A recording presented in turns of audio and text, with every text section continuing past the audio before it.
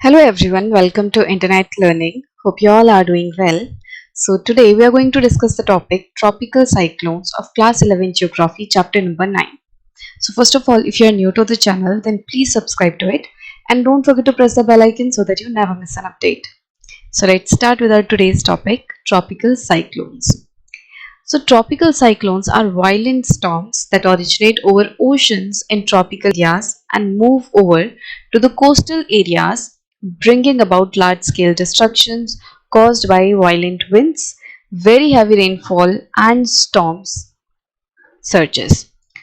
तो यहाँ पे क्या बोला जा रहा है कि जो ट्रॉपिकल साइक्लोन्स हैं, सबसे पहले तो वो बहुत वायलेंट होते हैं, एकदम अग्रेसिव तरीके के स्टॉर्म होते हैं, बहुत ज़्यादा स्ट्रॉन्ग ये स्टॉर्म्स होते हैं, तूफान रहता है। ये ओशन के ऊपर ओरिजिनेट होते हैं एंड वो भी ट्रॉपिकल वाले एरिया में ओरिजिनेट होते हैं। नाम से ही पता चल रहा है कि ऐसे साइक्लोन्स हैं जो कि ट्रॉपिकल एरिया में हैं। तो ट्रॉपिकल एरिया में भी कहाँ पे? तो जो 5 डिग्री नॉर्थ साउथ से लेकर 30 डिग्री नॉर्थ साउथ वाला जो लेटीट्यूड्स हैं, इनके बीच के एरिया में ट्रॉपिकल साइक्लोन्स होते हैं। जब ये साइक्लोन्स आते हैं तो ये कोस्टल एरिया पे बहुत ज़्यादा डिस्ट्रक्शन लाते हैं, क्योंकि बहुत तेज़ इनमें हवाएं चल रही होती हैं। जो ट्रॉपिकल साइक्लोन्स हैं वो बहुत तेज़ हवा को अपने साथ लेके चलते हैं, या फिर ट्रॉपिकल साइक्लोन में बहुत हाई स्पीड विंड रहती हैं, काफ़ी डिस्ट्रक्टिव विंड्स चलती हैं एंड बहुत हैवी रेनफॉल होती है। इन सब की वजह से डिस्ट्रक्शन आता है। अब अगर आपने लास्ट वीडियो पढ़ी होगी, लास्ट वीडियो देखी होगी, तो उसमें जब हमने एक्स्ट्रा ट्रॉपिकल साइक्लोन्स की बात की थी, तो उसमें हमने देखा था कि जो ट्रॉपिकल साइक्लोन्स हैं एंड जो एक्स्ट्रा ट्रॉपिकल साइक्लोन्स हैं वो कहाँ कहाँ पे आते हैं। अभी तक हमने जो वर्ल्ड डिस्ट्रीब्यूशन ऑफ प्रेशर है वो पढ़ा हुआ है। वर्ल्ड डिस्ट्रीब्यूशन ऑफ प्रेशर में अगर हम देखते हैं तो हमें मेनली 4 तरीके के प्रेशर सिस्टम दिखाई देते हैं। एक तो होता है इक्वेटोरियल लो, जो कि इक्वेटर के आसपास का इलाका होता है। फिर सब ट्रॉपिकल हाई होता है, जो कि 30 डिग्री नॉर्थ 30 डिग्री साउथ के आसपास वाला इलाका होता है। फिर थर्ड टाइप है सब पोलर लो, यहाँ पे लो प्रेशर बनता है एंड ये वाला जो एरिया है वो 60 डिग्री नॉर्थ 60 डिग्री साउथ वाला इलाका है। एंड फोर्थ तरीके का जो प्रेशर सिस्टम है वो है पोलर हाई। तो ये जो पोल्स वाले इलाके हैं 90 डिग्री नॉर्थ साउथ, उसके आसपास इस तरीके का हाई प्रेशर पाया जाता है।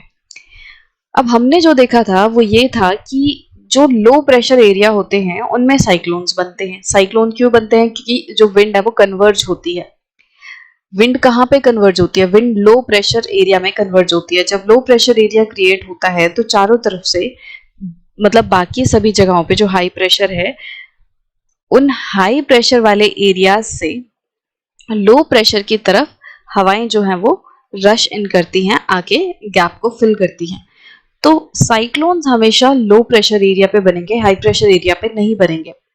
तो यहाँ पे हमें लो प्रेशर एरिया सिस्टम कहाँ कहाँ दिख रहे हैं? एक तो 60 डिग्री नॉर्थ साउथ वाला इलाका है यहाँ पे, और एक ये इक्वेटोरियल लो है। एक ये वाले जो इलाके हैं यहाँ पे हमें लो प्रेशर दिख रहा है। तो मेनली इन्हीं जगहों के आसपास साइक्लोन्स बनेंगे। जो इधर पे साइक्लोन्स बनते हैं, जो ये वाले साइक्लोन्स हैं, इसकी हम बात कर चुके हैं लास्ट वीडियो में।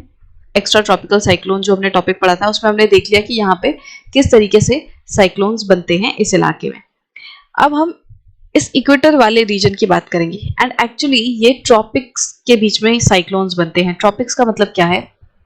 इधर पे tropic of cancer and tropic of capricorn वाला जो एरिया है उसे हम ट्रॉपिकल रीजन तो कहते हैं, बट इसमें क्या होगा, एक एक्सेप्शन रहेगी। मतलब जो 5 degree north and 5 degree south, equator के 5 डिग्री ऊपर एंड 5 डिग्री नीचे, ये वाला जो पूरा इलाका होगा, इसमें ये साइक्लोन्स नहीं आएंगे।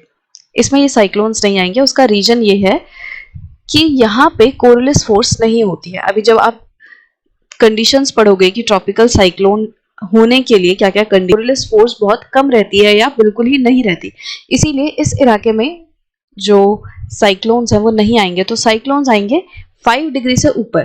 5 डिग्री से ये 30 डिग्री नॉर्थ एंड 5 डिग्री से ये 30 डिग्री साउथ, इन इलाकों में ये ट्रॉपिक जो साइक्लोन्स हैं, ट्रॉपिकल साइक्लोन्स, ये आएंगे। ठीक है। अब यहाँ पे कैसे आएंगे?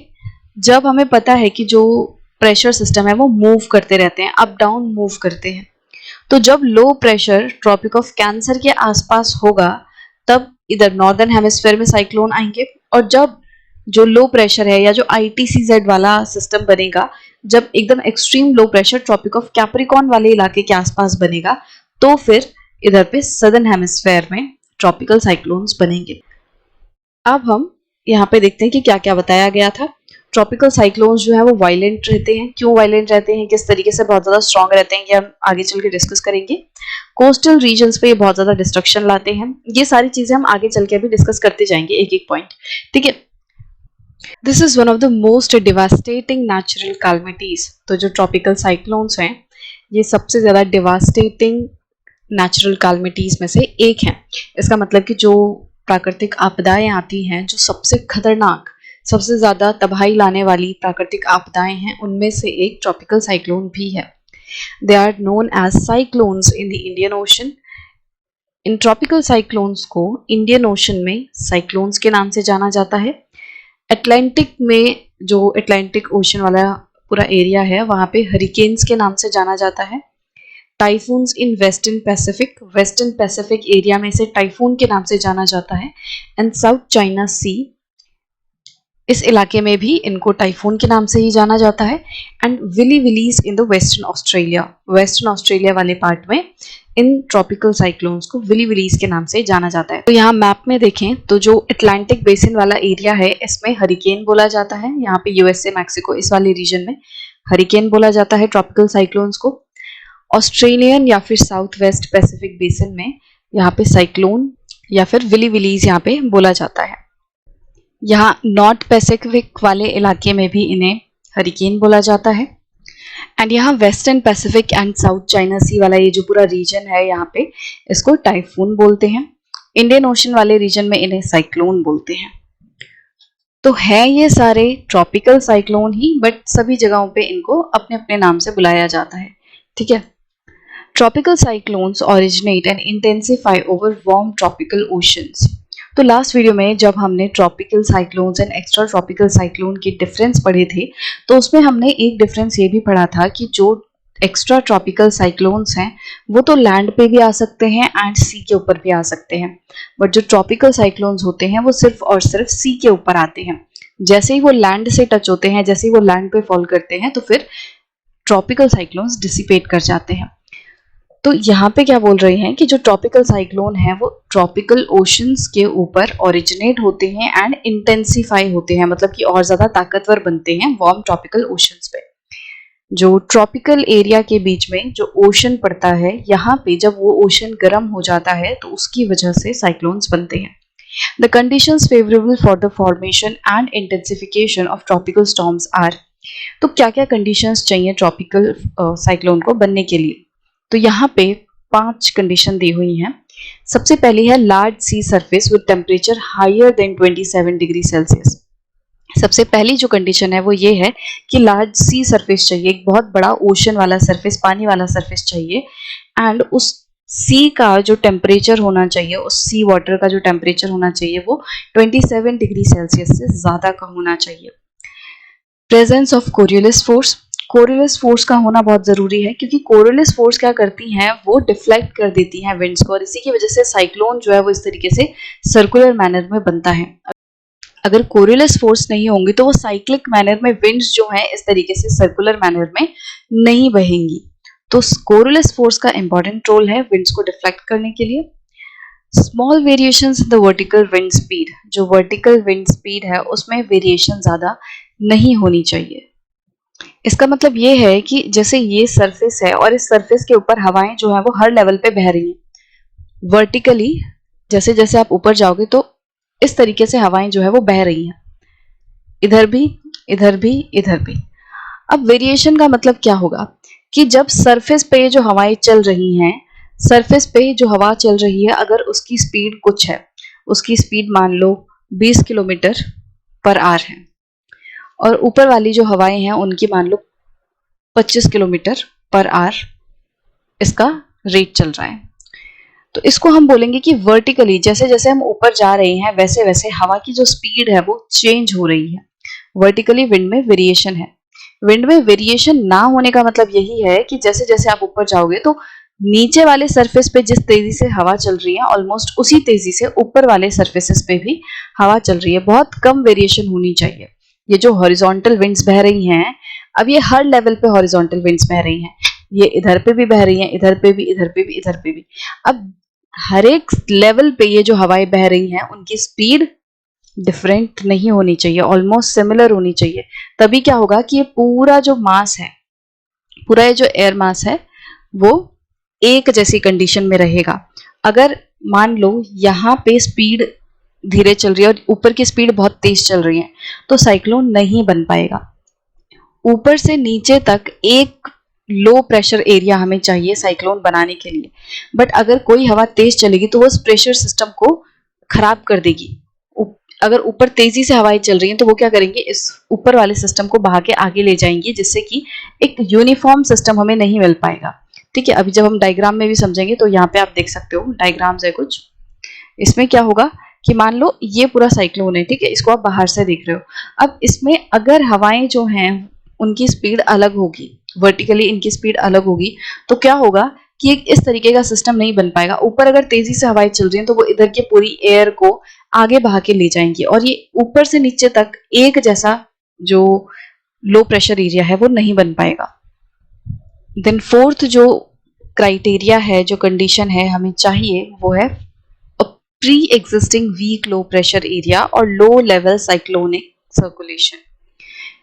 इस एरिया में सी के ऊपर पहले से ही वीक लो प्रेशर वाली कंडीशन हमें चाहिए, मतलब कुछ कुछ लो प्रेशर पहले से ही वहां प्रेजेंट होना चाहिए ताकि साइक्लोन को एक स्टार्ट मिल सके। ठीक है, या फिर हम यूं कह सकते हैं लो लेवल साइक्लोनिक सर्कुलेशन वहां पे होना चाहिए कि छोटे लेवल पे एक साइक्लोनिक सर्कुलेशन वहां चल रहा है, बहुत छोटे लेवल पे, कम लेवल पे जो हवाएं हैं वो इस तरीके से घूम रही हैं, बहुत इंटेंसिफाई नहीं हुआ है। तो थोड़ी थोड़ी सी शुरुआत में ही कुछ लो प्रेशर एरिया चाहिए ताकि एक प्रॉपर साइक्लोन बन पाए। फिफ्थ है upper divergence above the sea level system. जो अपर डाइवर्जेंस है, जब ऊपर जाएंगे हम तो उसमें एयर डाइवर्ज होनी चाहिए। लो प्रेशर एरिया में क्या होता है, लो प्रेशर एरिया में सरफेस पे अगर लो प्रेशर एरिया है तो यहाँ पे क्या होता है कि हवाएं कन्वर्ज करती हैं और ऊपर की तरफ उठती हैं। अब अगर ये ऊपर की तरफ उठ रही हैं तो एक पॉइंट के बाद क्या होता है, ये हवाएं फिर डाइवर्ज कर जाती हैं इस तरीके से। तो अपर एयर डाइवर्जेंस चाहिए, जैसे जो अपर एयर सर्कुलेशन होता है, जो जेट स्ट्रीम वगैरह चलती हैं, जो ऊपर वाले लेवल पे 10-15 किलोमीटर ऊपर जो हवाएं चल रही हैं उनमें डाइवर्जेंस क्रिएट होना चाहिए। वहां पे इस तरीके से डाइवर्जेंस वाली कंडीशन होनी चाहिए, तभी वो सरफेस पे लो प्रेशर क्रिएट करेगी या नीचे सरफेस पे लो प्रेशर को सपोर्ट करेगी।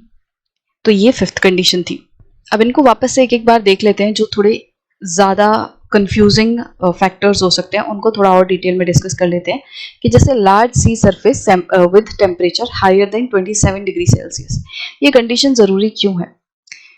क्योंकि यहाँ पे क्या होता है कि जैसे ये पूरा सी सरफेस है, अब जैसे जैसे ये वार्म होगा, जैसे जैसे यहाँ पे टेम्परेचर बढ़ेगा, धीरे धीरे करके एयर जो है वो राइज होने लगेगी।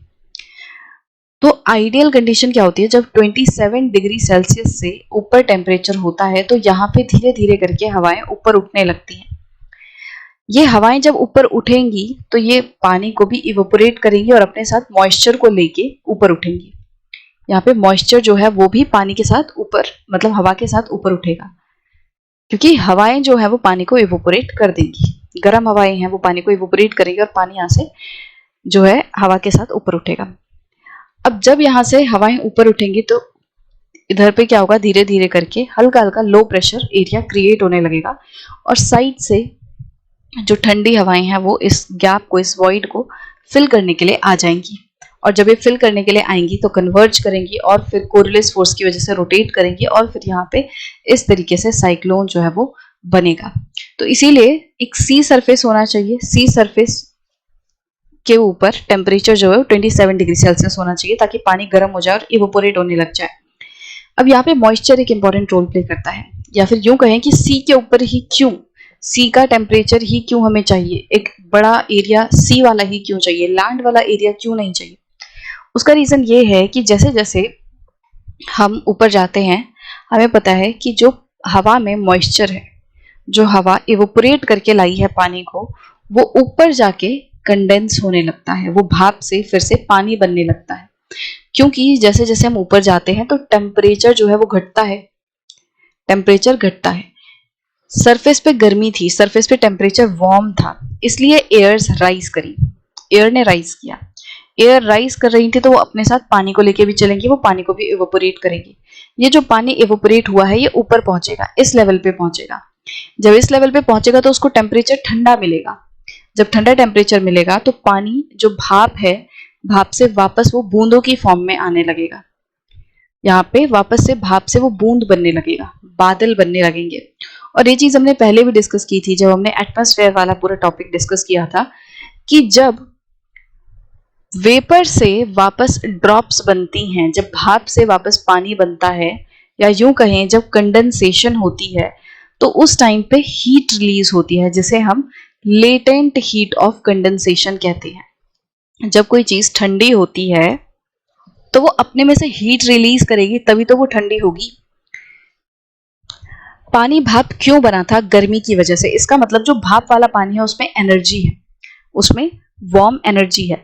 अब जैसे ही वो ऊपर जाएगा और यहाँ पे ठंडा होगा तो वो जो हीट उसने ट्रैप करके रखी थी, अब वो हीट अपने में से रिलीज कर देगा और वापस पानी की फॉर्म में आने लगेगा।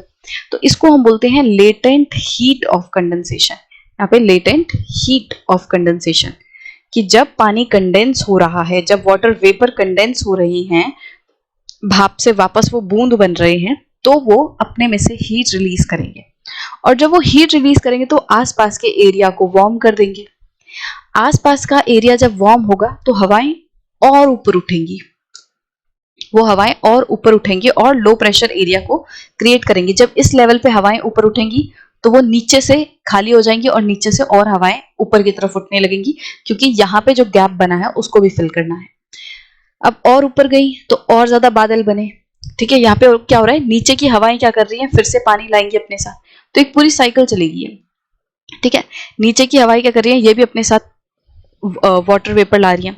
वाटर वेपर फिर से जब यहाँ पे पहुंचेंगे, ठंडे होंगे, ठंडे होके वो पानी बनेंगे, पानी की बूंदे बनेंगे, बादल बनेंगे, और बादल बनेंगे वो तो फिर से latent heat of condensation release होगी, फिर से हीट रिलीज होगी तो आसपास की एयर गर्म होगी। जब यहाँ की एयर गर्म होगी तो वो और ऊपर उठने लगेगी। तो कंटिन्यूअसली क्या होगा, इस लेटेंट हीट ऑफ कंडेंसेशन की वजह से इस पूरे कॉलम में एक लो प्रेशर एरिया कंटिन्यूअसली बनता रहेगा। हवाएं जो हैं वो इन अपने ही अंदर से, क्योंकि हवा के अंदर जो मॉइस्चर है वो कंडेंस हो रहा है, उसमें बादल बन रहा है, बूंदे बन रही हैं, जिसकी वजह से हीट रिलीज हो रही है। तो हवा ही अपने ही अंदर के प्रोसेस की वजह से क्या कर रही है, उसमें लो प्रेशर क्रिएट होते जा रहा है और वो ऊपर उठते जा रही है।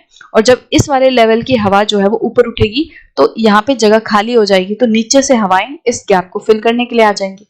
तो यहाँ पे कंटिन्यूअसली एक लो प्रेशर एरिया क्रिएट होता रहेगा, जिसमें जितना लो प्रेशर क्रिएट होगा उतना ही फिर यहाँ पे जो पानी है वो इवोपोरेट होगा। पानी इवोपोरेट होगा तो वो ऊपर जाके latent heat of condensation release करेगा। लेटेंट हीट ऑफ कंडेंसेशन अगर रिलीज होगी तो और ऊपर लो प्रेशर बनेगा।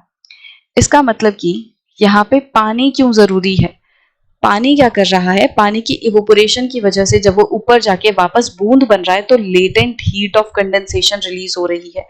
अगर ये लेटेंट हीट ऑफ कंडेंसेशन ना होती तो यहाँ पे क्या होता, एक पॉइंट पे आके हवाएं उठना बंद कर देती।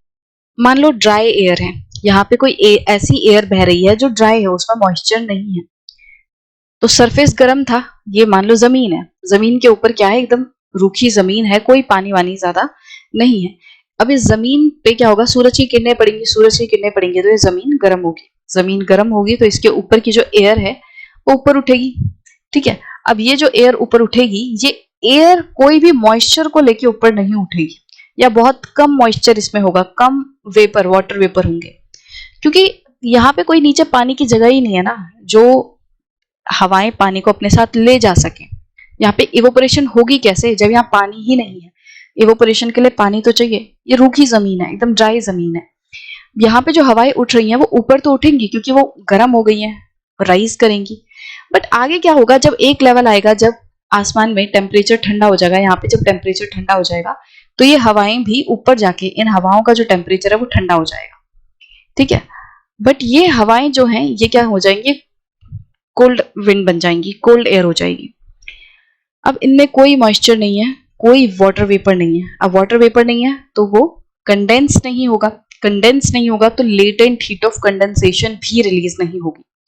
और जब लेटेंट हीट ऑफ कंडेंसेशन नहीं है तो अब ये हवाएं और गर्म नहीं होंगी, तो बस हवाएं आके यहाँ पे क्या करेंगे, रुक जाएंगी और वो धीरे धीरे करके अब नीचे सबसाइड करने लगेंगी। जब वो ठंडी हो जाएंगी तो यहाँ डाइवर्ज करेंगी, ये रूखी सी हवा आई ऊपर, यहाँ पे आके ये ठंडी हो गई, ठंडी होने के बाद ये डाइवर्ज कर जाएंगी और फिर ये वापस से नीचे आने लग जाएंगी। ये सिस्टम चलेगा। तो यहाँ पे ये सर्कुलेशन इस तरीके से बनता रहेगा। बट वो जो एक्सट्रीम लो प्रेशर एरिया है वो क्रिएट यहाँ पे नहीं हुआ है। वो एक्सट्रीम लो प्रेशर एरिया कैसे क्रिएट होगा? मॉइस्चर की वजह से। जब यहाँ पे सी होगी, सी के ऊपर जो हवाएं उठेंगी, सी के गर्म होने की वजह से जो हवाएं उठेंगी वो अपने साथ पानी को लेके उठेंगी, पानी को लेके उठेंगी तो एक लेवल ऊपर जाकर जब पानी वापस से बूंद बनेगा, वाटर वेपर वापस से जब कंडेंस होके ड्रॉपलेट्स में चेंज होंगे तो वो latent heat of condensation release करेंगे, जिसकी वजह से आसपास की हवा फिर से और गर्म हो जाएगी तो वो और ऊपर उठ जाएगी। तो नीचे से कंटिन्यूअसली यहाँ सप्लाई होती रहेगी एयर की इस पूरे कॉलम में। ठीक है, ये बताना चाह रही हूँ क्योंकि कभी कभी कंफ्यूजन ये हो सकती है कि सी के ऊपर ही क्यों सी इतनी जरूरी है, क्यों लैंड पे आते ही साइक्लोन्स जो है वो बंद हो जाते हैं। तो उसका रीजन यही है कि जो इवोपरेशन हो रही है यहाँ पे, जो पानी वाटर वेपर बन रहा है और फिर ऊपर जाके वो कंडेंस हो रहा है, तो वो latent heat of condensation release कर रहा है, जिसकी वजह से यहाँ पे एक लो प्रेशर एरिया ऊपर वाले लेवल पे भी क्रिएट होता रहता है और हवाएं और ऊपर काफी ऊपर जाती रहती हैं, मतलब वो और ऊपर इस तरीके से जाती जाएंगी। जबकि जो ड्राई एयर है ना वो एक लेवल पे आके रुक जाएगी। मान लो जो ड्राई एयर है ना वो बस इस वाले लेवल तक आके रुक जाएगी और इधर पे फिर वो सबसाइड करने लगेगी साइड में जाके। बट जो मॉइस्चर वाली हवाएं हैं वो बहुत ऊपर तक जाएंगी, वो ऊपर तक जाती जाएंगी और हमें यही वाली कंडीशन चाहिए जिसमें कि हवाएं और ऊपर जाती जाएं, जिससे कि नीचे ये फीड होता रहे, यहाँ पे मॉइस्चर के साथ हवाएं उठती रहें। तो इसीलिए मॉइस्चर बहुत ज्यादा जरूरी है क्योंकि वो latent heat of condensation release करेगा, जिसकी वजह से पूरे कॉलम में लो प्रेशर होता रहेगा, हवाएं और ऊपर चलती रहेंगी। सेकेंड है presence of Coriolis force. Coriolis force का होना क्यों जरूरी है? तो वैसे तो आपको इसका आइडिया लग ही चुका होगा क्योंकि कोरियोलिस फोर्स क्या करती है, वो चीजों को, जो हवाएं हैं उनको डिफ्लेक्ट कर देती हैं, घुमा देती हैं। अब वैसे तो अगर आप पुरानी वीडियोस देखते आ रहे हो, मतलब आप इससे पहले वाले टॉपिक्स आपने मेरी वीडियोस देखी होंगी, तो उसमें मैंने कोरियोलिस फोर्स के बारे में डिस्कस किया है और आपको एग्जांपल देने की कोशिश की है कि किस तरीके से कोरियोलिस फोर्स जो है रोटेटिंग बॉडी पे काम करती है। एक झूले वाला एग्जाम्पल लिया था कि पार्क में जो झूले होते हैं, घूमने वाला झूला होता है, एक सर्कुलर डिस्क टाइप होती है, उसमें चारों तरफ यहाँ पे सीट्स होती हैं एंड बीच में पोल टाइप होता है। इस पोल के अराउंड ये सर्कुलर डिस्क जब घूमती है तो इस पे आप एग्जाम्पल लेके देख सकते हो कि आप इधर पे बैठो, आपका एक फ्रेंड यहाँ पे बैठे और आप जब एक बॉल को सामने फेंको तो वो बॉल क्या करेगी, सामने जाने की बजाय वो डिफ्लेक्ट कर जाएगी, वो इस तरीके से कर्व कर जाएगी, वो स्ट्रेट नहीं जाएगी। तो यहाँ पे इसको और मैं एग्जाम्पल देती हूँ, उसकी वजह से आप समझ सकते हो कि ये जो कोरियोलिस फोर्स है इनकी वजह से साइक्लोनिक विंड्स कैसे बनेंगे, सर्कुलेशन कैसे होगा। अब जैसे मान लो यहाँ पे लो प्रेशर एरिया है और यहाँ पे हाई प्रेशर एरिया है। हवाएं क्या करती हैं, वो हाई प्रेशर से लो प्रेशर की तरफ जाएंगी। अब ये हवा जो है यहाँ से ऊपर की तरफ जा रही है तो इधर पे कोरियोलिस फोर्स ज्यादा नहीं होगी। अभी इस पॉइंट पे जो कोरियोलिस फोर्स होगी वो लेस होगी, ठीक है, क्योंकि हवाओं की स्पीड भी अभी ज्यादा नहीं है और ये लैटिट्यूड्स भी थोड़े नीचे वाले लैटिट्यूड्स हैं और जितने लेस, मतलब जितने लोअर लैटिट्यूड होते हैं उन पे कोरियोलिस फोर्स भी कम होती है और जितने हायर लैटिट्यूड्स होते हैं, मतलब आप पोल्स वाले इलाकों पे जाओगे तो वहां पे कोरियोलिस फोर्स ज्यादा होगी। तो मान लो अभी ये लोअर लैटिट्यूड्स हैं थोड़े से, ठीक है, 10 डिग्री या 15 डिग्री इस तरीके से आप मान सकते हो, वो वाले लैटिट्यूड है। अब इसकी तरफ से यहाँ हाई प्रेशर से जब लो प्रेशर की तरफ हवा जाएगी तो धीरे धीरे करके क्या होगा, ये प्रेशर ग्रेडियंट यहाँ पे क्रिएट हो रहा है एंड प्रेशर ग्रेडियंट फोर्स जो है वो फिलहाल ज्यादा डोमिनेटिंग है।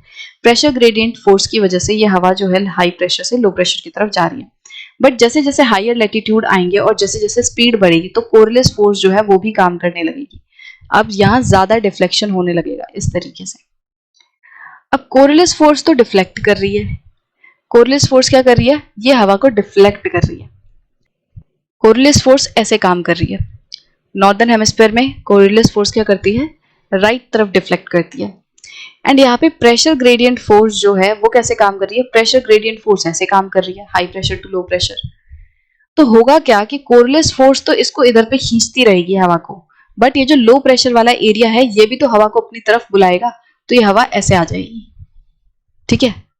सिमिलरली यहाँ का जो हाई प्रेशर है, जब यहाँ से हवा चलेगी तो वो सीधी सीधी चलेगी, बट आगे चल के वो डिफ्लेक्ट होने लगेगी, अपने राइट तरफ डिफ्लेक्ट होने लगेगी।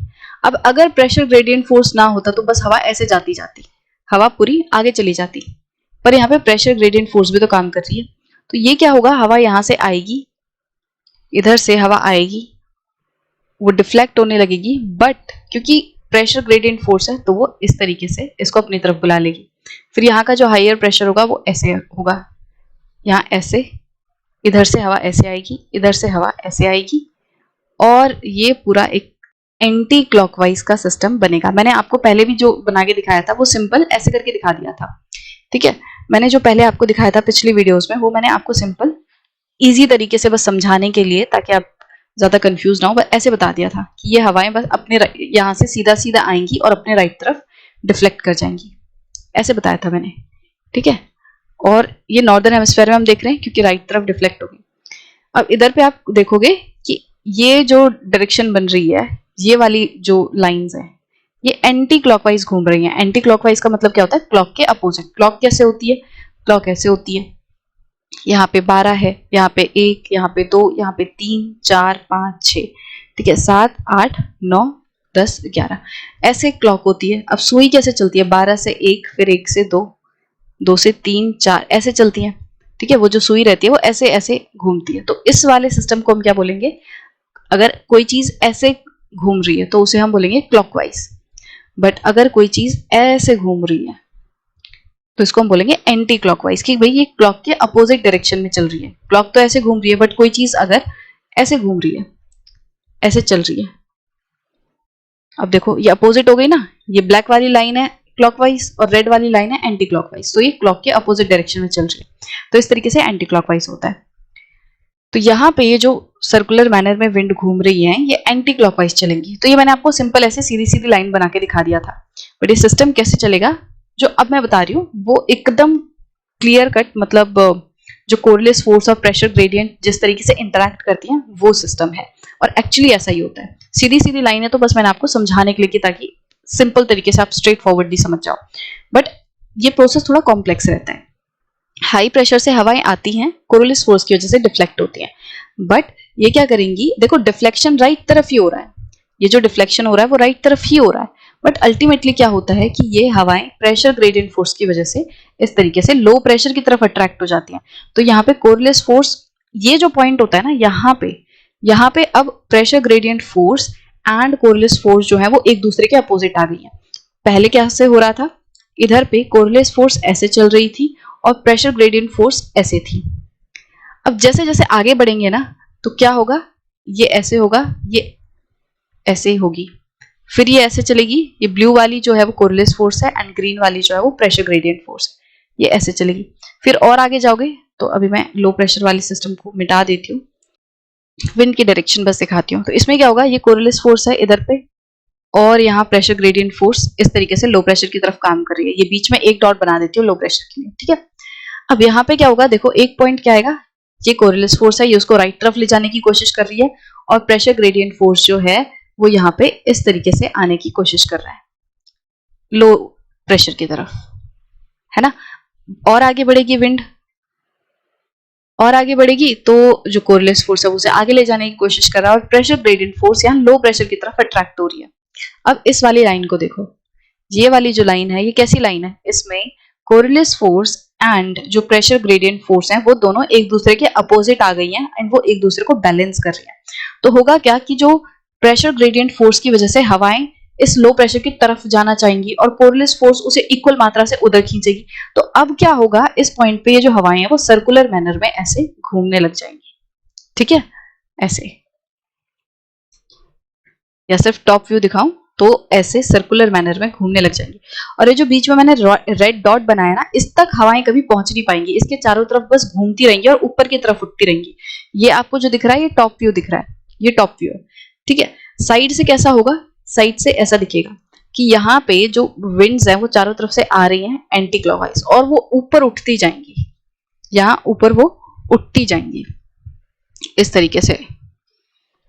और बीच में, ये जो बीच में जगह रहेगी, बीच में जो लो प्रेशर रहेगा, इस एरिया को पार करके कभी हवा नहीं जा पाएगी। आप ऐसा समझो, एक पेंसिल ले लो, उस पेंसिल के चारों तरफ आप उंगली से ऐसे घुमा के देखो, जैसे ये बीच में पेंसिल आपने रख दी, ठीक है। अब इस पेंसिल के चारों तरफ हवा जो है वो घूम रही है इस तरीके से। आप इमेजिन करना इसको, ये इसके चारों तरफ घूम रही है, पर वो पेंसिल को पार करके कभी नहीं जा पाएगी, पार नहीं कर पाएगी, ठीक है। तो वो जो पेंसिल आप बीच में रखोगे वो एरिया कहलाएगा आपका, मतलब आई ऑफ द साइक्लोन, ठीक है।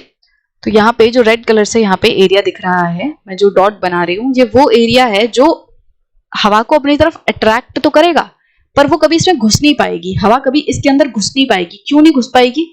क्योंकि कोरलेस फोर्स पीछे से उसे खींच लेगी। यहाँ हवा तो इस लो प्रेशर के अंदर जाना चाह रही है, इस डॉट के अंदर जाना चाह रही है, बट पीछे से कोरलेस फोर्स इसको खींच लेगी, तो हवा जो है वो बस घूमती रहेगी इसके चारों तरफ, बट कभी इसके अंदर नहीं जा पाएगी। तो बीच में एक हॉलो टाइप बन जाएगा। यहाँ देखो, ये बीच में दिख रहा है, हवा चारों तरफ से घूम रही है, ये आपको डॉटेड लाइन इस तरीके से सर्कुलर मैनर में दिखाई हुई है। ये देखो, हवा चारों तरफ घूम रही है, पर ये किसके चारों तरफ घूम रही है? ये जो बीच में जगह है ना, ये खाली जगह, पाइप लाइक स्ट्रक्चर, इसके अंदर, इसके चारों तरफ हवा घूम रही है, और बीच में एक सर्कल बन गया है। जैसे आपने एक और खेल किया होगा, मतलब जैसे पानी की बोतल होती है, उसको जोर से लोग घुमाते हैं और वो जो पानी है वो इस तरीके से स्पाइरल करने लगता है बोतल में। तो उसमें आपने एक चीज नोटिस की होगी कि उसके बीच में एक छेद जैसा बन जाता है। तो वो छेद क्या होता है कि उस लो प्रेशर, जो लो प्रेशर उसके चारों तरफ हवा जो है वो घूमती है। पानी के केस में हम कह सकते हैं चारों तरफ पानी घूम रहा है, ठीक है। तो वो मैंने एग्जांपल देने के लिए आपको बता दिया ताकि आप इमेजिन कर पाओ। बट यहाँ पे क्या है, ये बीच में लो प्रेशर है, इसके चारों तरफ हवा जो है इस तरीके से रोटेट करेगी, नॉर्दर्न हेमिस्फीयर में एंटी क्लॉक डायरेक्शन में रोटेट करेगी। सो इस तरीके से जो कोरिलेस फोर्स है एंड प्रेशर ग्रेडियंट फोर्स है वो दोनों मिलके काम करेंगे। अगर यहाँ पे कोरिलेस फोर्स नहीं होती तो इस तरीके से स्पाइरल नहीं बन पाता, ठीक है। तो आई होप कि आपको ये चीज कंफ्यूजिंग नहीं लग रही होगी। अगर मैं वापस एक बार बना के दिखाऊं आपको, ये लो प्रेशर एरिया है, चारों तरफ से हाई प्रेशर एरिया है। होगा क्या, ये हवाएं आएंगी हाई प्रेशर से लो प्रेशर की तरफ जाएंगी, कोरिलेस फोर्स की वजह से डिफ्लेक्ट करेंगी, बट क्योंकि इसमें प्रेशर ग्रेडियंट फोर्स काम कर रही है तो इस तरीके से आती रहेंगी, वो लो प्रेशर की तरफ मुड़ने लगेंगी, ठीक है। क्योंकि ये दोनों ही जो फोर्सेस है ना वो अपने अपने लेवल पे जोर लगाने की कोशिश कर रही हैं, तो जो जहां पे डोमिनेट करेगा वहां उस तरफ हवा मुड़ जाएगी। और जब एक लेवल ऐसा आएगा कि जब कोरिलेस फोर्स एंड जो प्रेशर ग्रेडियंट फोर्स है, जब वो एक दूसरे को इक्वेट करने लगे, बैलेंस करने लगे, तब हवा क्या करेगी, वो लो प्रेशर के चारों तरफ घूमने लग जाएगी। ये सरफेस पे हो रहा है, ठीक है। ये सरफेस पे प्रेशर ग्रेडियंट एंड कोरिलेस फोर्स आपस में बैलेंस कर चुकी है, तो हवा यहाँ चारों तरफ घूमने लग जाएगी। जो हमने जियोट्रॉपिकल विंड्स पढ़ी थी वो अपर लेयर में हो रही थी। वो अपर लेयर में क्या होता है कि जब Coriolis force and pressure gradient force एक दूसरे को बैलेंस करती हैं तो हवाएं सीधी चलने लगती हैं, वो अपर एयर सर्कुलेशन है। ये सरफेस पे हो रहा है। सरफेस पे क्या होगा, जब हवाएं ऐसे बैलेंस करने लगेंगी तो ये लो प्रेशर के चारों तरफ घूमने लगेंगी, ठीक है, ऐसे घूमने लगेंगी। ये साइड में जितने भी हाई प्रेशर एरियाज हैं उन सब से हवा जो है वो इसकी तरफ आएगी, ठीक है। तो यहाँ पे इस तरीके से हवाएं जो है वो अपनी राइट तरफ तो डिफ्लेक्ट करेंगी, बट वो ऐसे आ जाएंगी क्योंकि उनको लो प्रेशर अट्रैक्ट करेगा। इस तरीके से ये हवाएं जो है वो बहेंगी और एक एंटी क्लॉकवाइज सर्कुलेशन होगा। तो आई होप कि आपको अब कोई भी डाउट इस चीज में नहीं रहेगा कि कोरिलेस फोर्स क्यों इंपॉर्टेंट है। तो थोड़ा सा ज्योग्राफी में ना इमेजिनेशन ज्यादा जरूरी होती है कि आप चीजों को इमेजिन कर पा रहे हो कि किस तरीके से काम कर रही है, और इसीलिए मैं सेम चीज को बार बार रिपीट कर रही हूँ ताकि आपको किसी ना किसी तरीके से ये चीज समझ आ जाए, इमेजिन कर पाओ कि हो क्या रहा है। थर्ड पॉइंट था small variation in the vertical speed wind. ये हमने डिस्कस कर लिया कि किस तरीके से जैसे जैसे ऊपर जाएंगे तो हवाएं जो है वो बैलेंस में रहनी चाहिए। ऐसा नहीं होना चाहिए कि नीचे की जो हवाएं हैं वो तेज चल रही है, ऊपर की हवाएं जो है वो स्लो चल रही हैं, या नीचे वाली हवाएं स्लो चल रही हैं, ऊपर वाली तेज चल रही हैं, ऐसा नहीं होना चाहिए। अगर ऐसा होगा तो ये पूरा एक स्ट्रक्चर इस तरीके से वर्टिकल स्ट्रक्चर नहीं बन पाएगा। ये जो हमें पूरा सिस्टम दिख रहा है ना, ये नहीं हो पाएगा। ये पूरी हवाएं इधर उधर हो जाएंगी और ये पाइप लाइक स्ट्रक्चर ऐसे सीधा नहीं बन पाएगा, ठीक है। जबकि हमें यही चाहिए साइक्लोन बनाने के लिए। साइक्लोन कब बनेगा? जब वर्टिकल वेरिएशन नहीं हो रही होगी, जब ऊपर एंड नीचे जो हवाएं इस तरीके से बह रही हैं वो ऑलमोस्ट सेम स्पीड के साथ बह रही हैं, तो ये पूरा का पूरा स्ट्रक्चर आगे बढ़ेगा, पूरा का पूरा स्ट्रक्चर आगे बढ़ेगा। इस स्ट्रक्चर के अंदर कोई डिफरेंस नहीं है।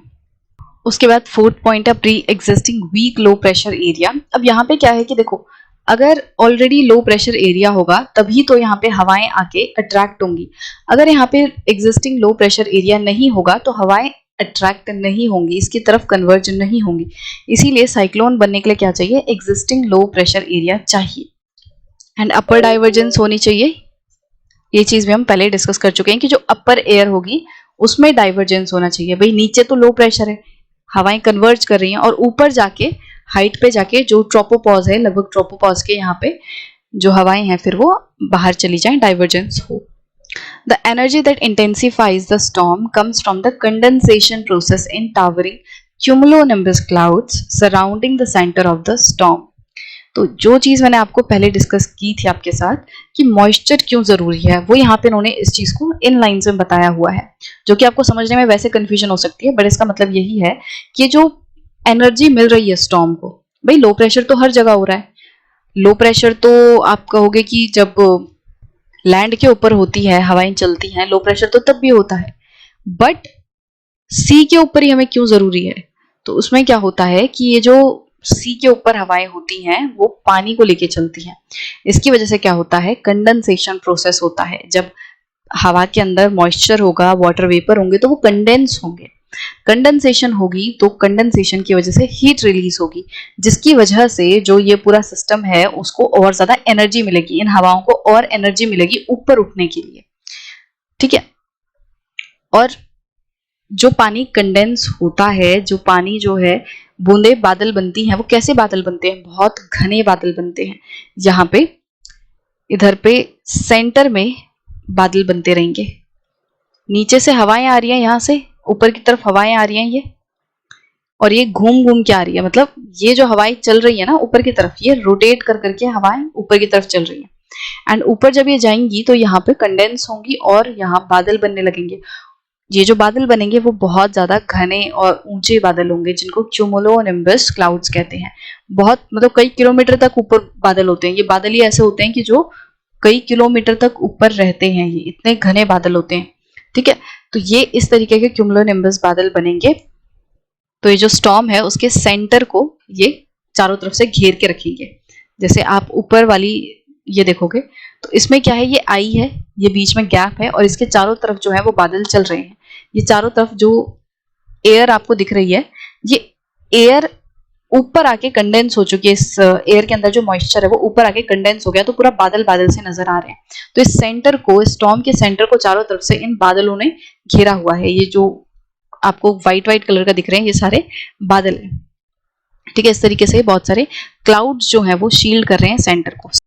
क्रॉस सेक्शनल व्यू अगर आप देखोगे इसका, तो यहाँ पे ये सारे जो बादल हैं ये पूरे क्यूमुलोनिम्बस क्लाउड्स हैं। बहुत घने बादल हैं, बहुत ऊंचे बादल हैं यहाँ पे, जिन्होंने चारों तरफ से इस आई को घेरा हुआ है। तो यहाँ साइड साइड में भी ये पूरे बादल बनते रहेंगे। With continuous supply of moisture from the sea, the storm is further strengthened. और जब तक कि सी से इस पूरे स्टॉर्म को मॉइस्चर मिलता रहेगा, क्योंकि सी के ऊपर है ये अभी हवा, और जब तक सी के ऊपर ये लो प्रेशर एरिया चलता रहेगा, एयर उठती रहेंगी ऊपर, और एयर में वो जो प्रेजेंट मॉइस्चर है वो पूरा ऊपर आता रहेगा, बादल बनाते रहेंगे और हवाएं जो है वो और ऊपर उठती रहेंगी। तो इस पूरे प्रोसेस से क्या होता है, ये स्टॉर्म और ज्यादा स्ट्रेंथेंड हो जाता है और ज्यादा ताकतवर बनता है। On reaching the land, the moisture supply is cut off and storm dissipates. अब जैसे ही जमीन पे पहुंचते हैं तो जमीन पे पहुंचने की वजह से क्या होता है कि जो मॉइस्चर है वो मिलना बंद हो जाता है, और फिर अगर मॉइस्चर मिलना बंद हो गया तो एक तरीके से फ्यूल था ये मॉइस्चर इस स्टॉर्म के लिए, ठीक है। अब जैसे ही मॉइस्चर मिलना बंद हुआ तो ये जो स्टॉर्म है, ये जो साइक्लोन है, वो भी बंद होने लगेगा, धीरे धीरे करके वो भी शांत हो जाएगा, क्योंकि फिर हवाएं ड्राई होने लगेंगी। ड्राई होने लगेंगे तो वो थोड़े से ऊपर जाके ही ठंडी हो जाएंगी और फिर वो नीचे की तरफ आने लगेंगी। तो वो जो पूरा एक्सट्रीम लो प्रेशर एरिया बन रहा था जिसकी वजह से चारों तरफ हवाएं घूम रही थी, वो फिर नहीं रहेगा। The place where a tropical cyclone crosses the coast is called landfall of the cyclone। अब जहां पे, जिस एरिया पे जाके साइक्लोन लैंड पे पहुंचता है, उस चीज को हम क्या कहते हैं, उसको हम कहते हैं लैंडफॉल। जैसे यहाँ पे क्या हो रहा है, ये वाली पूरी जगह जो है ये लैंड है, ये लैंड वाला एरिया है, एंड यहाँ पे समुद्र वाला एरिया है। अब इसमें क्या होगा कि जब साइक्लोन्स जो हैं वो इधर से ऐसे आएंगे, तो जब वो इस जगह पे टकराएंगे, जब वो इस लैंड से टकराएंगे, तो हम क्या बोलेंगे कि साइक्लोन का लैंडफॉल हो चुका है, अब साइक्लोन लैंड पे आ गया है। जब ये साइक्लोन इधर पे आ जाएगा, इधर पे आ जाएगा, लैंड को टच करेगा या लैंड को क्रॉस करेगा, तो उसको हम बोलेंगे landfall of the cyclone. The cyclone which crosses 20 degree north latitude generally recurve and they are more destructive. वो साइक्लोन जो 20 डिग्री लैटिट्यूड को क्रॉस कर देते हैं, फिर वो रिकर्व करने लगते हैं, जो कि जनरली ज्यादा डिस्ट्रक्टिव होते हैं। रिकर्व का मतलब क्या है कि देखो, अभी मैंने जो आपको ड्राइंग भी बना के दिखाई, उसमें मैंने क्या दिखाया कि जो साइक्लोन है वो ईस्ट से वेस्ट की तरफ आ रहा है, इधर पे आ रहा है। अब यहाँ पे क्या हो रहा है कि ईस्ट टू वेस्ट साइक्लोन चल रहा है। अब जब ये साइक्लोन नॉर्थ की तरफ बहने लगता है, मतलब कि अगर हम नॉर्दर्न हेमिस्फीयर की बात करें, तो जब वो नॉर्थ की तरफ चलने लगता है, नॉर्थ पोल की तरफ जाने लगता है, उसकी डायरेक्शन नॉर्थ की तरफ होने लगती है, तो इस चीज को हम क्या कहते हैं, रिकर। अब अगर हम सदर्न हेमिस्फीयर की बात करें, तो सदर्न हेमिस्फीयर में क्या होगा कि उसमें भी जो साइक्लोन है वो नॉर्मली ईस्ट टू वेस्ट चलते हैं। ट्रॉपिकल साइक्लोन वो ईस्ट टू वेस्ट चलते हैं, चाहे वो सदर्न हेमिस्फीयर में हो चाहे वो नॉर्दर्न हेमिस्फीयर में हो, ठीक है। जो एक्स्ट्रा ट्रॉपिकल साइक्लोन है वो वेस्ट टू ईस्ट चलते हैं, ये हमने लास्ट वीडियो में देखा था। तो नॉर्मल जो कोर्स रहता है ट्रॉपिकल साइक्लोन का वो ईस्ट टू वेस्ट रहता है, बट सदर्न हेमिस्फीयर में अगर क्या होगा कि वो साउथ की तरफ मूव करने लगे, साउथ पोल की तरफ वो जाने लगे, तो इसको हम कहेंगे रिकर्व ऑफ साइक्लोन, ठीक है। नॉर्दर्न हेमिस्फीयर में सेम चीज क्या होगी, नॉर्दर्न हेमिस्फीयर में पोल जो है वो नॉर्थ की तरफ है, तो जब नॉर्दर्न हेमिस्फीयर में साइक्लोन पोल की तरफ मूव करने लग जाए, नॉर्थवर्ड मूव करने लग जाए, तो फिर उसको हम क्या बोलेंगे, रिकर्व ऑफ साइक्लोन, ठीक है। रिकर्व का मतलब जब साइक्लोन पोल की तरफ बढ़ने लग जाए, ठीक है। नॉर्दर्न हेमिस्फीयर में नॉर्थ की तरफ पोल है, सदर्न हेमिस्फीयर में साउथ की तरफ पोल है, तो इस चीज को हम क्या बोलेंगे, रिकर्व ऑफ साइक्लोन। अब जब ये रिकर्व होता है, जब ये साइक्लोन इस तरीके से, नॉर्दर्न हेमिस्फीयर का एग्जांपल हम लेके चल रहे हैं, तो जब वो नॉर्थ की तरफ मूव करता है तो वो और ज्यादा डिस्ट्रक्टिव बन जाता है, और ज्यादा वो ऐसा हो जाता है कि जिसकी वजह से बहुत ज्यादा तबाही आती है। A schematic representation of the vertical structure of a mature tropical cyclonic storm is shown in figure 9.10। तो यहाँ पे उन्होंने इस फिगर की बात की हुई है कि ये एक मैच्योर ट्रॉपिकल साइक्लोन का वर्टिकल पिक्चर आपको दिखाया हुआ है कि किस तरीके से यहाँ पे ये साइक्लोन काम करेगा, ठीक है। So a mature tropical cyclone is characterized by the strong spiral circulating wind around the center। एक mature tropical cyclone के क्या कैरेक्टरिस्टिक होते हैं कि जो हवाएं हैं वो इस तरीके से बहुत तेजी से सर्कुलेटिंग मैनर में मूव कर रही होती हैं सेंटर के अराउंड, उस सेंटर को हम आई कहते हैं। The diameter of the circulating system can vary between 150 to 250 kilometre. ये जो साइक्लोन का सिस्टम है ये ऐसा नहीं है कि कोई 1-2 किलोमीटर के अंदर हो जाएगा। ये जो पूरी सर्कुलेटिंग विंड्स हैं, जो हवाएं पूरी घूम रही हैं, और ये जो पूरा सिस्टम बनेगा, और ये सिस्टम भी कैसे बनेगा कि जो नीचे वाला एरिया ना उसमें हवाएं थोड़ा पास घूमेंगी, जैसे जैसे ऊपर जाएंगी हवाएं थोड़ी दूर होने लगती हैं, हवाएं दूर होने लगती हैं, और ऊपर जाते जाते हवाएं जो है वो बहुत दूर होने लगती हैं। इस तरीके से हवाओं का जो सर्कुलर मैनर में घूमने का वो जो पूरा पाथ है वो ज्यादा दूर होने लगता है। तो ये जो पूरी डायमीटर है ना, ये 150 से लेकर 250 किलोमीटर तक वेरी कर सकती है, मतलब कि इतने बड़े एरिया पे ये साइक्लोन आ सकते हैं। तो पूरे पूरे डिस्ट्रिक्ट, पूरे पूरे जो स्टेट्स हैं उनके ऊपर ये साइक्लोन अफेक्ट डाल सकते हैं। अब इसका क्या रीजन है कि ये ऊपर जाते जाते ये हवा बड़ी क्यों होती जा रही है, हवा दूर क्यों होती जा रही है, मतलब ये जो स्पाइरल है वो सरफेस के पास तो एकदम पास पास घूम रहा है, और ऊपर जाते जाते ये बड़ा क्यों होता जा रहा है। इसका रीजन ये है, जो हमने Coriolis force and pressure gradient force पढ़ी थी, तो उसमें क्या है कि देखो जो प्रेशर ग्रेडियंट फोर्स है वो सरफेस पे बहुत ज्यादा स्ट्रांग होगी, क्योंकि सरफेस गर्म है, सरफेस की वजह से मेनली यहाँ पे प्रेशर ग्रेडियंट फोर्स बन रही है। जैसे जैसे ऊपर जाते जाएंगे ना, तो वो जो प्रेशर ग्रेडियंट फोर्स है वो कम होती जाएगी और कोरियोलिस फोर्स जो है वो अपना रोल उतने ही तरीके से प्ले करेगी जैसे पहले कर रही थी। तो कोरियोलिस फोर्स तो उतनी ही स्ट्रांग है, बट यहाँ पे प्रेशर ग्रेडियंट फोर्स ऊपर जाके थोड़ी स्लो होने लगेगी, तो वो सेंटर से थोड़ा दूर जाने लगेगी। प्रेशर ग्रेडियंट फोर्स क्या कर रही थी, वो जो सेंटर में लो प्रेशर था ना उसकी तरफ आकर्षित हो रही थी, उसकी तरफ वो हवा को लाना चाह रही थी। बट जब ये ऊपर जाके लो प्रेशर थोड़ा सा ढीला पड़ जाएगा, जब ऊपर जाके यहाँ हवाएं डाइवर्ज करने लगी हैं, अब यहाँ पे लो प्रेशर ज्यादा नहीं है, प्रेशर ग्रेडियंट फोर्स अब वीक पड़ने लगेगी और वो सेंटर से पास में नहीं जाएगी, बल्कि वो सेंटर से थोड़ा दूर जाने लगेगी, हवाएं जो है वो सेंटर से दूर चली जाएंगी। ठीक है, तो वैसे भी आप देख सकते हो कि यहाँ पे जो ऊपर भी हमने देखा था, इधर पे जो कन्वर्जेंस एंड डाइवर्जेंस वाला हमने स्ट्रक्चर देखा था, तो नीचे तो कन्वर्जेंस हो रही है तो हवाएं एकदम पास होंगी, बट ऊपर डाइवर्जेंस हो रही है तो हवाएं दूर जाने लगेंगी। तो यहाँ पे जो सर्कुलर मैनर में हवाएं घूमेंगी तो वो नीचे तो पास पास घूमेंगी, बट जैसे जैसे ऊपर जाएंगी वो डाइवर्ज हवा होगी तो वो इस तरीके से दूर होने लगेंगी। The eye is a region of calm with subsiding air. अब ये जो आई है ये काम रीजन होता है, क्योंकि जैसा मैंने आपको पहले बताया कि ये वो रीजन है जहां पे हवाएं, ऐसा नहीं होगा कि जो हवाएं चल रही थी वो इसको पार करके आगे बढ़ जाएंगी, नहीं, वो इसके चारों तरफ घूमती रहेंगी पर इसके अंदर नहीं घुस पाएंगी। ये जो स्पाइरल करती हुई एयर है ये इसके चारों तरफ घूमती जाएंगी बट इसके अंदर नहीं घुसेंगी। तो होगा क्या कि ये बीच में गैप बच गया। अब ये गैप ऐसा तो है नहीं कि यहाँ पे एकदम ही वैक्यूम रहेगा, इस गैप को कौन फिल करेगा? तो जो ये हमने देखा था कि ऊपर एयर जा तो रही है और यहाँ पे जो बादल बन रहे हैं, यहाँ पे बादल बनेंगे। बादल क्यों बने? क्योंकि हवा ठंडी हो गई, क्योंकि यहाँ पे कंडेंसेशन हो गई। कंडेंसेशन की वजह से और ऊपर तो हवा जाएगी, कुछ हवा तो ऊपर जाएगी, बट धीरे धीरे करके जब एकदम एक्सट्रीम लेवल पे जब पूरा मॉइस्चर खत्म हो जाएगा, जैसे बादल यहाँ पे बनने शुरू हो गए थे, ठीक है, यहाँ पे मान लो इधर पे बादल बनने शुरू हो गए थे, इधर पे बादल बने, latent heat of condensation release हुआ, हवा और ऊपर आई, हवा और ऊपर आई तो यहाँ पे और बादल बने, और बादल बने, ठीक है, क्योंकि काफी गहरे बड़े बादल बनेंगे, ये सेंटर में नहीं बनेंगे, साइड साइड में बादल बनते जाएंगे, साइड साइड में बादल बनेंगे, यहाँ पे भी बादल बने। अब एक टाइम ऐसा आएगा कि जब हवा में कोई मॉइस्चर नहीं बचेगा, अब यहाँ पे भी बादल बन रहे हैं। बादल कब तक बनेंगे? जब तक कि मॉइस्चर है प्रेजेंट, ठीक है, और जब तक बादल बनेंगे तब तक क्या होगा कि हवा और ऊपर जाती जाएगी। बट एक पॉइंट ऐसा आएगा कि जब हवा का पूरा मॉइस्चर खत्म हो गया और पूरे तरीके से बादल बन चुके हैं, अब यहाँ पे हवा में कोई मॉइस्चर नहीं बचा, हवा जो है ठंडी हो चुकी है और ड्राई हो चुकी है।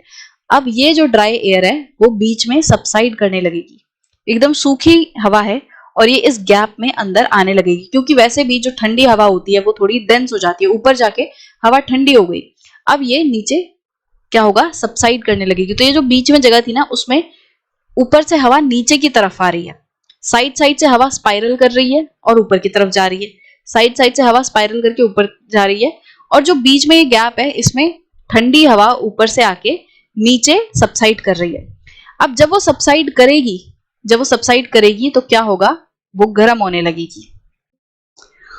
ऊपर हवा जो है वो ठंडी क्यों रहती है? क्योंकि हवा लेस डेंस रहती है, हवा के पार्टिकल्स दूर दूर रहते हैं। अब ये ठंडी हवा जब नीचे आने लगेगी, जब वो नीचे आने लगेगी तो ये ठंडी हवा है, अभी भी है ठंडी हवा, बट जैसे जैसे वो और नीचे आने लगेगी तो वो हवा डेंसिटी के बढ़ने के कारण, जो हमने एडियाबेटिक कॉन्सेप्ट पढ़ा था पहले भी, तो यहाँ पे वही सिस्टम होगा कि क्योंकि अब यहाँ हवा जो है वो पास पास होती जाएगी, उसके पार्टिकल्स पास होते जाएंगे, डेंसिटी बढ़ती जाएगी, तो इधर पे इसके कारण क्या होगा, हवा का टेम्परेचर बढ़ने लगेगा। तो ये जो सबसाइडिंग एयर है ये वार्म होने लगेगी, ये गर्म होने लगेगी, ठीक है। तो ये पूरा सिस्टम है, ये मैं एक एक करके पढ़ा रही हूँ, बट ये सारा सिस्टम जो है वो एक साथ चल रहा है। नीचे से सी गर्म हो रही है, 27 डिग्री सेल्सियस से ऊपर का टेम्परेचर है, तो हवा ऊपर उठने लग गई, चारों तरफ स्पाइरल करने लग गई, स्पाइरल करते करते ऊपर पहुंची, यहाँ बादल बन रहे हैं, बादल बनने के बाद जो अल्टीमेटली हवा बचेगी, एकदम रूखी हवा, एकदम टॉप पे जो हवा बची है वो अब नीचे गिरने लगेगी, बट जैसे जैसे वो नीचे गिरने लगेगी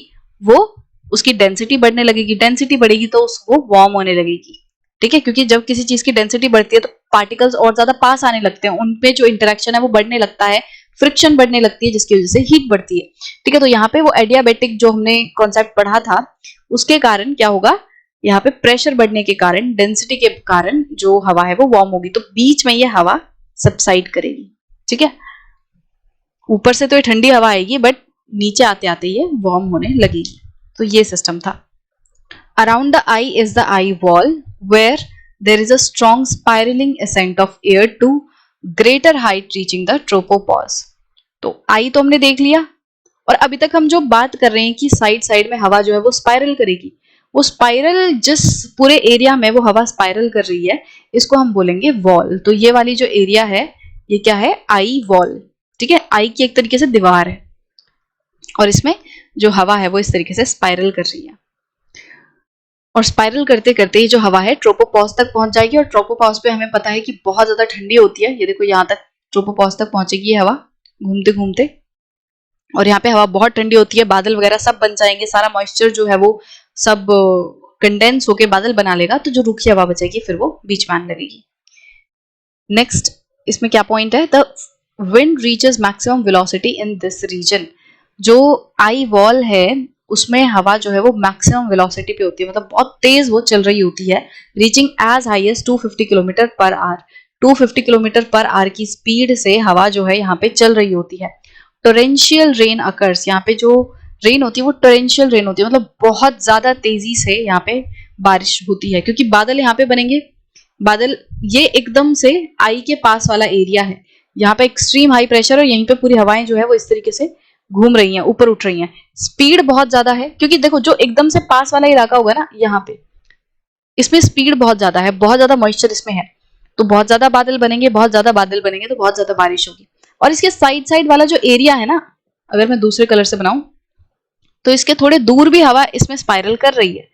हवा तो इसके थोड़े दूर भी स्पाइरल करेगी, क्योंकि यहाँ देखो ये जो पूरा सर्कल दिख रहा है, ऐसा तो है नहीं कि सिर्फ इधर इधर पे ही जो हवा है वो घूम रही है। अगर बीच वाला ये आई है और इसके साइड में आई वॉल है, आई वॉल कहाँ है? आई वॉल यहाँ तक है, ठीक है, ये आई वॉल है। तो आई वॉल में तो चलो हवा ऊपर आ रही है, बहुत तेजी से ऊपर आ रही है, और बहुत ज्यादा यहाँ पे बादल, घने बादल बन रहे हैं, तो बारिश तेज होगी। बट इसका मतलब ये थोड़ी है कि साइड साइड में हवा स्पाइरल नहीं कर रही, साइड साइड में भी हवा स्पाइरल कर रही है, आई वॉल के दूर भी हवा जो है वो स्पाइरल कर रही है। तो जो आई वॉल में हवा स्पाइरल करेगी वो बहुत तेजी से करेगी, वहां पे बहुत घने बादल बनेंगे। यहाँ देखो जो यहाँ पे साइड में आपको पिक्चर दिख रही है, इसमें इस आई वॉल के साथ में ये वाले जो लेवल है, इसके ऊपर जो बादल बन रहे हैं थोड़े उठे हुए हैं, मतलब कि यहाँ पे घने बादल है, बहुत घने बादल बनेंगे। और साइड साइड में जो हवाएं स्पाइरल कर रही हैं, इधर पे जो हवाएं स्पाइरल कर रही हैं, उनमें जो बादल बनेंगे वो उतने घने नहीं होंगे, तो बारिश भी कम घनी होगी, मतलब धीरे होगी। आई वॉल में टोरेंशियल रेन होगी, बहुत तेज बारिश होगी। From the eye wall, rain bands may radiate and train of cumulus and cumulonimbus clouds may drift into the outer region. तो उसके बाद क्या होगा कि आई वॉल से दूर जो हैं वो भी बादल बनेंगे, तो वो तो हमें पता ही है कि इस तरीके से साइड साइड वाले इलाकों में, जो भी मैंने बताया कि आई वॉल के साइड साइड में भी जो हवा है वो घूमेगी, और क्योंकि साइड में भी हवा घूम रही है तो ये क्यूमुलस एंड क्यूमुलोनिम्बस क्लाउड्स का एक पूरी ट्रेन बन जाएगी, एक मतलब पूरी लाइन टाइप बन जाएगी। बट सबसे घने और सबसे ऊंचे बादल कहाँ पे होंगे? वो इस आई वॉल के यहाँ पे होंगे, ये वाले एरिया में। देखो सबसे घने और सबसे ऊंचे हैं, थोड़े उठे हुए हैं ना, बट साइड साइड में भी यहाँ पे हवाएं तो चल रही हैं, तो यहाँ पे भी थोड़े बहुत बादल बनेंगे, और एक लंबी सी लाइन टाइप पूरे बादलों की बनने लगेगी। पूरा आसमान जो है वो 250 किलोमीटर तक, 150 किलोमीटर तक ऐसा लगेगा कि बादलों से ही घिरा हुआ है। The diameter of the storm over the Bay of Bengal, Arabian Sea and Indian Ocean is between 600 to 1200 kilometre. Bay of Bengal, Arabian sea and Indian ocean वाले इलाकों में जो ट्रॉपिकल साइक्लोन बनते हैं, उनकी डायामीटर मतलब उनके शुरू से लेके एंड तक जो पूरा एरिया रहता है वो 600 से 1200 किलोमीटर बड़ा होता है। The system move slowly about 300 to 500 kilometre per day, और ये जो सिस्टम है वो लगभग 300 से 500 किलोमीटर पर डे के हिसाब से मूव करता है। ठीक है, मतलब मान लो साइक्लोन अगर यहाँ बना है तो उसकी जो ये पूरी डायामीटर होगी, ये जो डायामीटर है ये 600 से 1200 किलोमीटर का होगा। ठीक है, 600 से 1200 किलोमीटर। और ये इसकी जो स्पीड है इधर पे आने की, ईस्ट से वेस्ट की तरफ ये जो मूव कर रहा है, जो पूरा सिस्टम चलते चलते इधर पे आ रहा है, इसकी जो स्पीड होगी इधर आने की वो 300 से 500 किलोमीटर पर डे की स्पीड से, एक दिन में 300 से 500 किलोमीटर ये इस तरीके से चलेगा। The cyclone create storm surges and they inundate the coastal lowlands. जो साइक्लोन्स है वो क्या करता है? स्टॉर्म सर्जेस मतलब तूफान लाता है, और जब वो कोस्टल लोलैंड्स होती है, जो कोस्टल वाले इलाके होते हैं, जैसे यहाँ पे कोस्ट है, ये वाले कोस्टल इलाकों पे जब ये तूफान आएगा तो क्या करेगा, जो स्टॉर्म है वो इससे टकराएगा। इनंडेट मतलब एक तरीके से घुसना, तो वो कोस्टल वाले इलाके में पूरे जो स्टॉर्मी विंड्स है वो आके घुसेंगी। The storm peters out the land. Peter का मतलब होता है, पीटर्स आउट का मतलब होता है कि किसी चीज का घट जाना, डिमिनिश हो जाना, ठीक है, या खत्म हो जाना। तो यहाँ पे क्या है, जब स्टॉर्म लैंड पे पहुंचेगा तो वो पीटर कर जाएगा, या फिर हम कह सकते हैं डिसिपेट कर जाएगा, खत्म हो जाएगा, ठीक है। तो ये था पूरा सिस्टम ट्रॉपिकल साइक्लोन का। इसको और बेहतर तरीके से समझाने के लिए, मतलब ताकि आप विजुअली इसको इमेजिन कर सको, तो यहाँ पे काफी सारी पिक्चर्स जो हैं मैंने ऐड की हुई हैं। ये इसका टॉप व्यू है। ऊपर से अगर सैटेलाइट से देखेंगे तो हवाएं इस तरीके से दिखेंगी, ठीक है। नॉर्दर्न हेमिस्फीयर में जैसे हवाएं चल रही हैं, तो ये देखो इस तरीके से हवाएं चल रही हैं। पूरा जो साइक्लोन है वो ऐसे चल रहा है इधर से। ये क्या हो रहा है, ये एंटी क्लॉकवाइज है, इसकी डायरेक्शन क्या है, एंटी क्लॉकवाइज है, ऐसे चल रहा है, एंटी क्लॉकवाइज है, ठीक है। अब होगा क्या, साइड से अगर आप देखोगे तो ये एक बहुत बड़ा इलाका है। इसकी जो डायमीटर हमने देखी, ये 600 से 1200 किलोमीटर वाले एरिया को कवर करता है, Indian Ocean, Bay of Bengal, Arabian Sea उसमें, ठीक है। नॉर्मली इसका जो 250 किलोमीटर जगह रहती है, मतलब 250 किलोमीटर वाले एरिया पे कवर करता है। अब इतनी बड़ी डायमीटर है। अब इसको अगर हम बीच से काट के देखें, अगर इसको बीच से काट के देख लेंगे कि ये कैसा दिखता है, साइड से अगर हम देखेंगे, अगर हम धरती पे नीचे आ जाए यहाँ पे और साइड से इसको देखने की कोशिश करें, तो ये साइड से ऐसा दिखेगा। सबसे पहले इधर पे देखो, साइड से ये ऐसा दिखेगा सर्कुलर मैनर में, चारों तरफ से आपको बस बादल ही बादल दिख रहे हैं, ऐसा दिखेगा। अब इसको बीच से काट दे, अगर चाकू लेके इसको बीच से काट दें, यहाँ से इसके सेंटर से इसको काट दें, तो बीच का जो सिस्टम है वो आपको यहाँ दिखाया हुआ है। क्रॉस सेक्शन जो व्यू है वो यहाँ है कि ये अंदर से अगर इसको बीच से काट के दिखाया जाए तो कैसा दिखेगा, ठीक है। अगर आप नीचे साइड से भी देखोगे तो ये सर्कुलर मैनर में ऐसा दिखेगा, बट इस सर्कुलर मैनर के बीच में जाके इसको काट दें अगर हम, तो ये सिस्टम ऐसा दिखेगा। अब होगा क्या यहाँ, अब देखो इसमें बीच में तो ये आई है जिसमें एयर डिसेंड कर रही है, जिसमें एयर यहाँ पे घुस रही है इधर पे, ठीक है। ये एयर डिसेंड कर रही है, बट इसके साइड साइड में यहाँ पे क्या हो रहा है, चारों तरफ एयर घूम रही है। और देखो जैसे जैसे ऊपर जा रहे हैं तो इसकी चौड़ाई बढ़ती जा रही है, और ज्यादा क्या कर रहा है, थोड़ा बड़ा होता जा रहा है। तो साइड में ये जो पूरी जगह है इसको हम आई वॉल बोलेंगे। तो आई वॉल में तो बहुत तेज हवा चल रही है और इस तरीके से सारी हवा जो है वो घूम रही है, बट साइड साइड में भी तो हवा घूम रही है ना भाई। आई वॉल तो बस इतना सा है, बट ये क्या है, ये साइड साइड में तो हवा और घूम रही है ना, ये भी तो हवा है, ठीक है। ये वाली जो हवाएं हैं यहाँ पे भी तो हवा चारों तरफ राउंड मैनर में घूम रही है, इसका चक्कर लगा रही है इस तरीके से, ठीक है। ये हवा जो है इधर से घूमते घूमते ये रही ऐसे आ जाएगी, ये वाली जो हवा ये घूमते घूमते इधर पे ये आ रही है। तो चारों तरफ से ये पूरा सर्कुलर मैनर में साइड साइड में तो हवाएं घूम रही है। तो यहाँ पे क्या होगा, ये जो कॉलम्स हैं इनमें क्या होगा, इनमें भी लो प्रेशर की वजह से हवाएं ऊपर उठ रही हैं, यहाँ बादल वगैरह बनेंगे। यहाँ पे देखो जो आई वॉल से बने हुए बादल है ना, इन्होंने पूरे आसमान को घेरा हुआ है। तो होगा क्या कि नीचे ये जो छोटे छोटे सिस्टम बन रहे हैं, यहाँ पे ये जो स्पाइरल में हवा घूम रही है, ये देखो लाइन दिखाई हुई ना, ये पूरी हवा जो है स्पाइरल में घूम रही है। तो आई वॉल के यहाँ तो ऐसे घूम रही है, ये ऐसे घूम रही है, और साइड साइड में ये ऐसे घूम रही है ये। तो ये जो साइड वाले सिस्टम है इनमें जो हवा घूमेगी ऊपर की तरफ, इनमें बहुत ऊंचाई पे वो नहीं जा पाएगी, क्योंकि ऊपर बादल वगैरह बन चुके हैं। तो ये इधर पे बादल बनेंगे, और जो रूखी हवा होगी, अब जो मॉइस्चरलेस हवा है वो साइड में ही डिसेंड कर जाएगी। आई वॉल वाली हवा बीच में डिसेंड कर रही है, जो आई वॉल में ऊपर हवा गई पूरे बादल बुदल बनाने के बाद, जो रूखी हवा है वो आई में अंदर सबसाइड करेगी। बट जो ये साइड साइड में हवा घूम रही है वो क्या करेंगे, यहाँ से हवा ऊपर जाएगी, बादल वगैरह बनाएगी, बारिश करेगी, और यहाँ की बारिश ज्यादा तेज नहीं होगी, बहुत टॉरेंशियल रेन यहाँ पे नहीं होगी, क्योंकि बादल ज्यादा घने नहीं बन पाएंगे, ठीक है। अब जो बादल बनने के बाद जो मॉइस्चरलेस एयर है वो नीचे इधर पे डिसेंड करेगी।